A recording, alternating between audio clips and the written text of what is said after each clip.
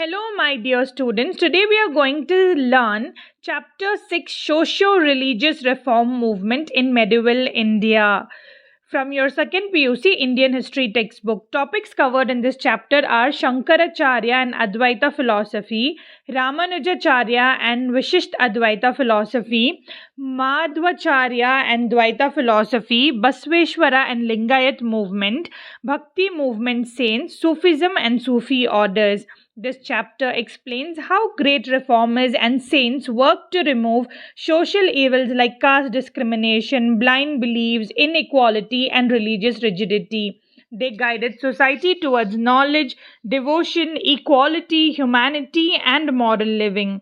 Now let's begin with Shankaracharya, 788 to 820 CE. Shankaracharya was born in Kaladi, Kerala. From childhood, he showed deep interest in spiritual life and gave up worldly pleasures at a very young age. With his mother's permission, he became a sannyasi. He traveled all over India to spread spiritual knowledge and remove confusion in Hindu philosophy. He established four mats in four directions to unite people and promote learning. He believed that all forms of worship lead to the same ultimate truth. For an example, just like many rivers finally merge into one ocean, different paths of worship finally lead to one God.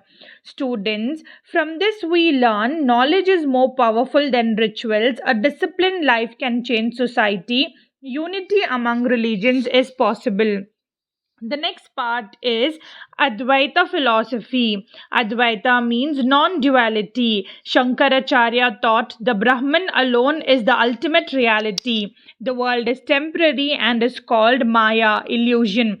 Due to ignorance, humans feel separated from God. When true knowledge arises, one realizes that the soul and God are the same. For an example, like a dream that feels real until we wake up, the world appears real until we gain true knowledge. Students, we learn from this. Ignorance creates fear and difference. Knowledge brings inner freedom and peace. The next part is Ramanujacharya. Ramanujacharya from 1017 to 1137 CE was born near Chennai. He preached devotion to Lord Vishnu and strongly opposed caste discrimination. He allowed people of all castes to enter temples and worship God. He believed God is loving, merciful, and close to devotees. He popularized bhakti as the path of salvation.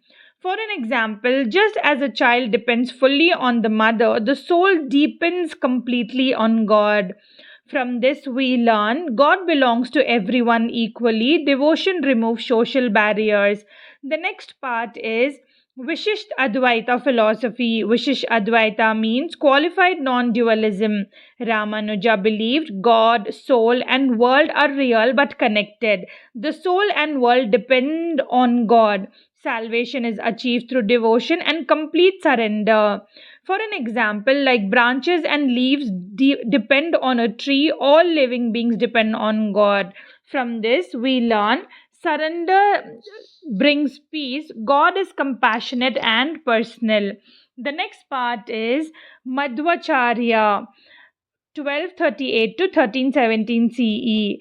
Madhvacharya was born near Udupi. He rejected Advaita philosophy and introduced Dvaita philosophy. He said God and soul are different. God is supreme and independent while the soul depends on him. He established 8 mathas at Udupi. For an example, just like the king and the servants are not the same, God and soul are different. From this, we learn that God is supreme and eternal. Devotion should be done with humility.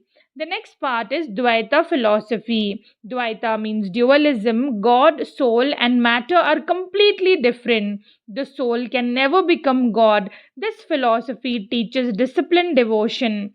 For an example, like fire and water are different, God and soul are separate entities. From this, we learn respect differences, discipline strengthens faith.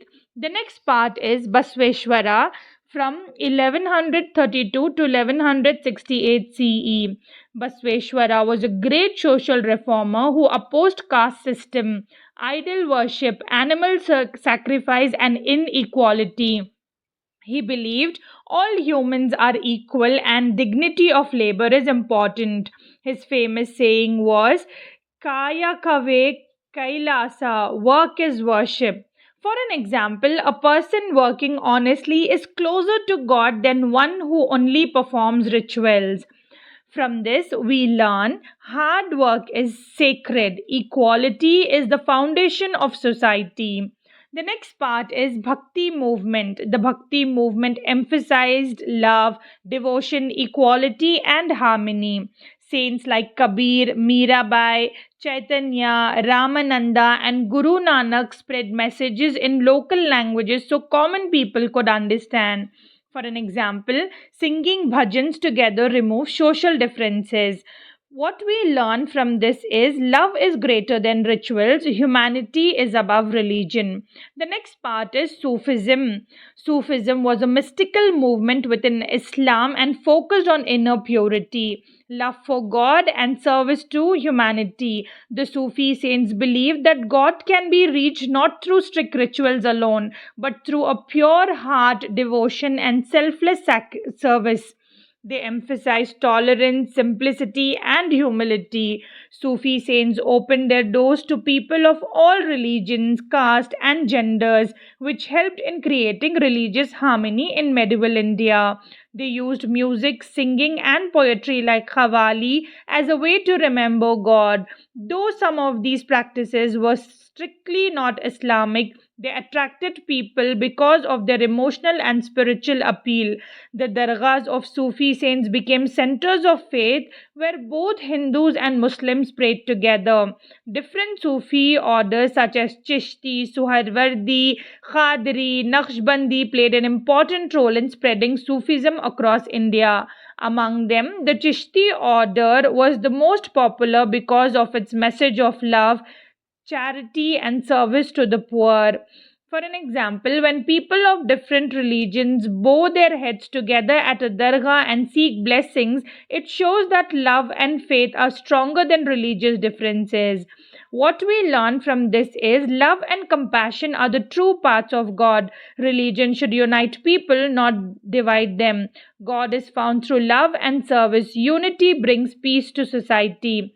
Students, now let's see what is the conclusion. The socio religious reform movements of medieval India helped remove social evils and brought equality, devotion, and moral values. These teachings are still relevant today. Students, the moral is very simple. True religion teaches love, equality, honesty, and compassion, not hatred or division.